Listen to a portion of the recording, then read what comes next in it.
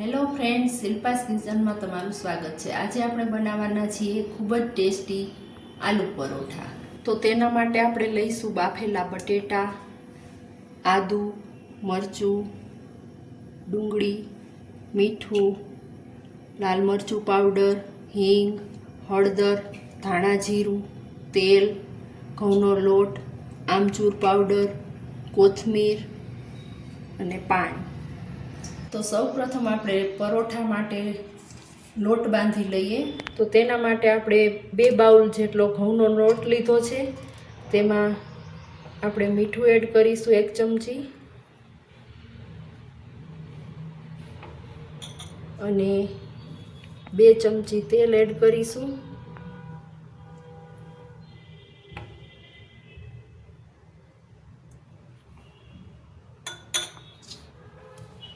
એને બરાબર મિક્સ કરી લઈએ।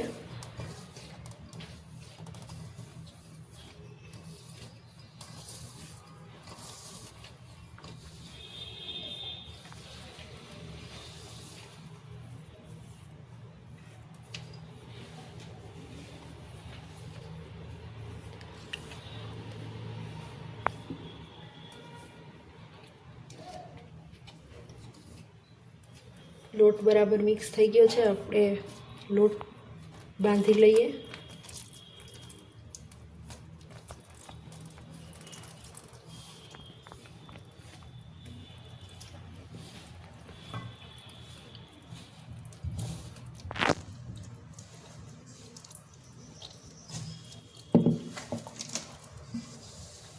લોટ કઠણ રાખવાનો છે।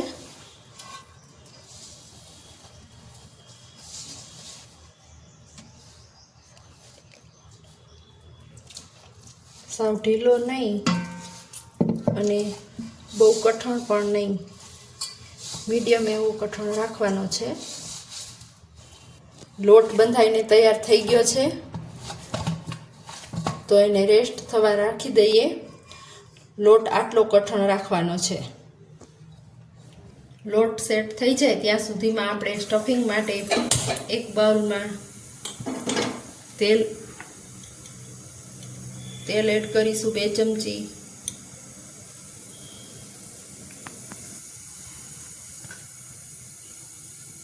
તેલ ગરમ થઈ ગયું છે, આપણે જીરું એડ કરીશું, હળદર એડ કરીશું,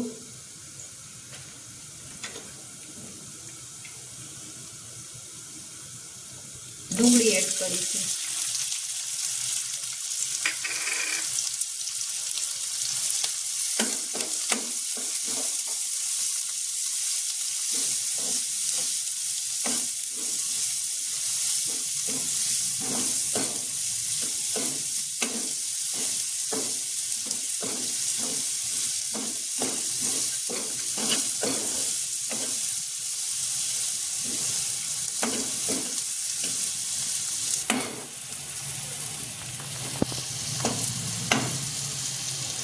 ડુંગળી થોડી સતળાઈ ગઈ છે। હવે આમાં આપણે નાખીશું લીલું મરચું એડ કરીશું,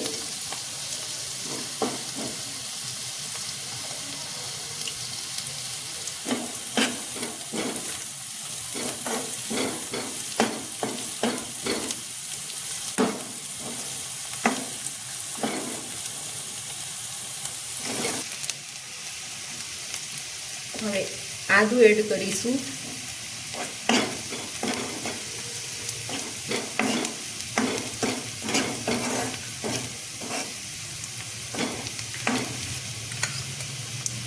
હિંગ એડ કરીશું, ધાણા જીરું પાવડર એડ કરીશું, લાલ મરચું પાવડર એડ કરીશું, મીઠું એડ કરીશું,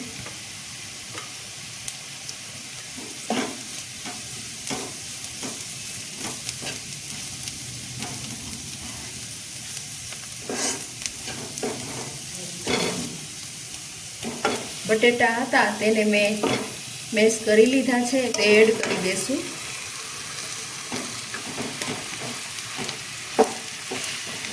બટેટા પહેલાં જ મેં ખમણીને તૈયાર રાખ્યા હતા, તેને એડ કરી દઈશું। આમાં મિક્સ થઈ જાય।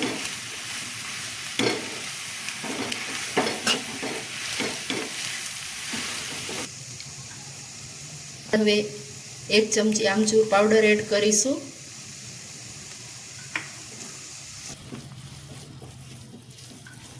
કોથમીર એડ કરશું.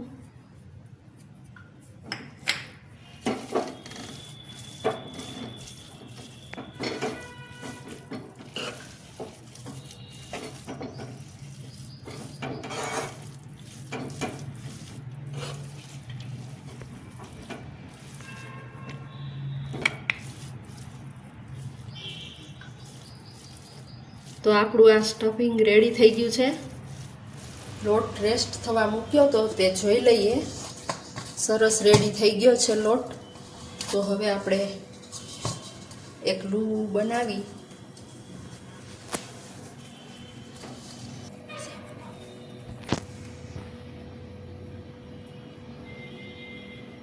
આપણે કોરા લોટમાં રાખી આ રીતે વણશું.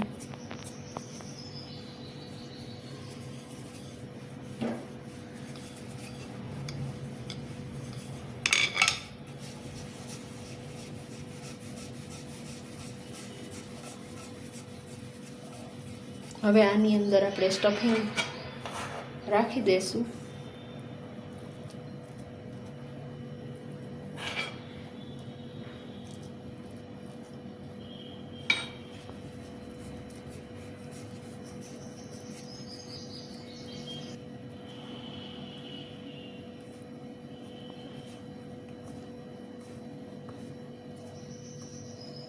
આ રીતે કરીને વધારાનો લોટ આપણે કાઢી નાખવાનો રહેશે.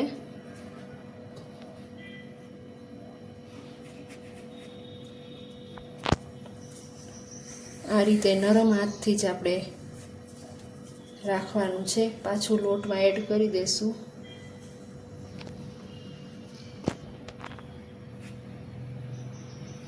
આ રીતે હાથથી દબાવીને જેટલું થાય એટલું દબાવવાનું છે. નરમ હાથે દબાવતા રહેવાનું છે.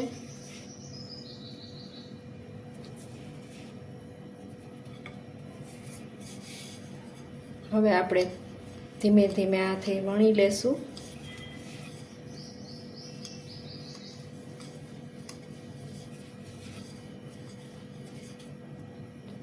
થોડો લોટ એડ કરશું.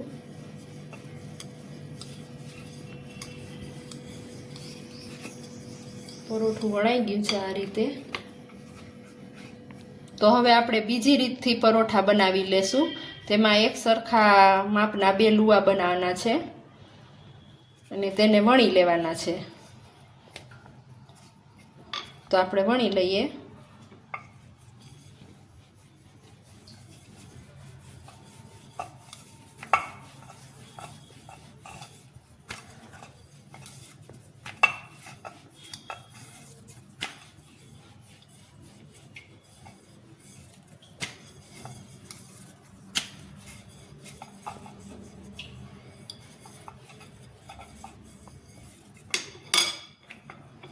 આ 2 વણાઈ ગયા છે.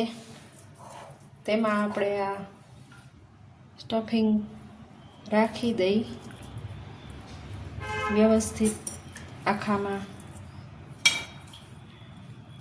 આ રીતે ફેલાવી દઈએ.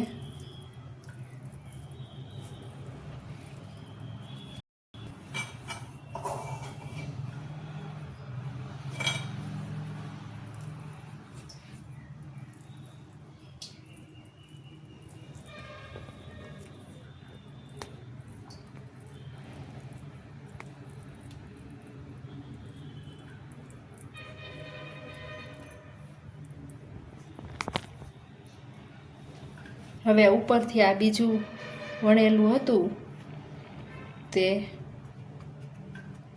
આ રીતે દબાવીને પેક કરી દઈએ.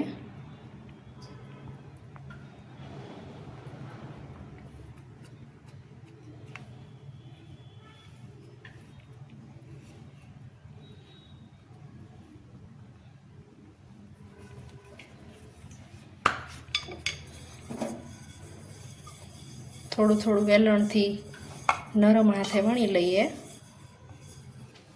તો પરોઠાને આપણે શેકી લઈએ. હવે આપણે તેમાં તેલ લગાવી દઈએ.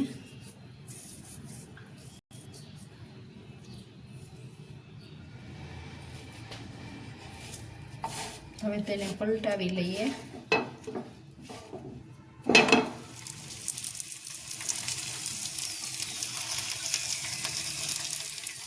આ બાજુ પણ આપણે આ જ રીતે તેલ લગાવી દેવાનું છે.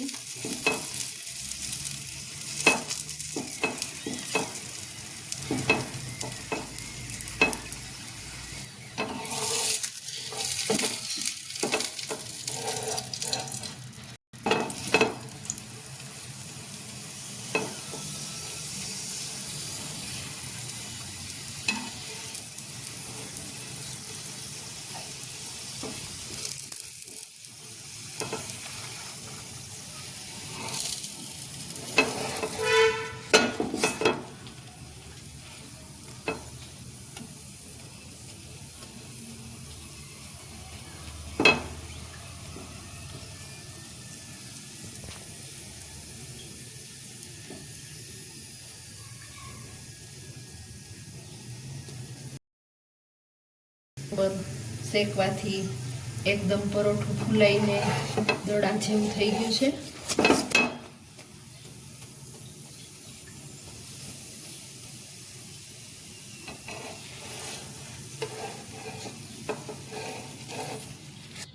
આપણે બીજી સ્ટાઇલથી બનાવેલા પરોઠાને પણ એ જ રીતે શેકી લઈએ.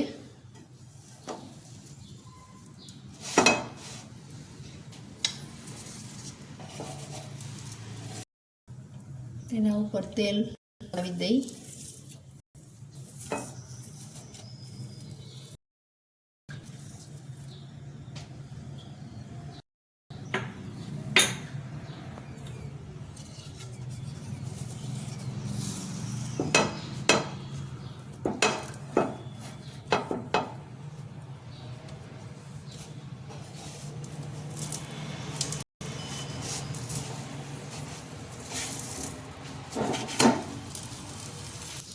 આ બાજુ પણ તેલ લગાવી દઈએ.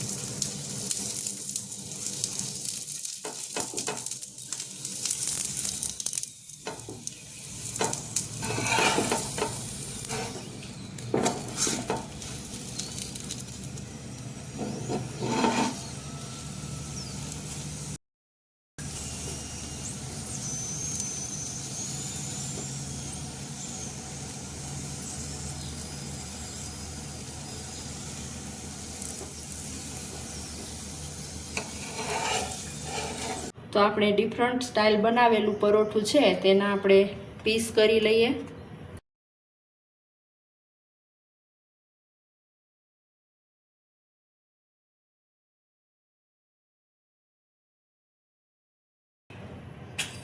હવે તેને આપણે સર્વ કરી લઈએ.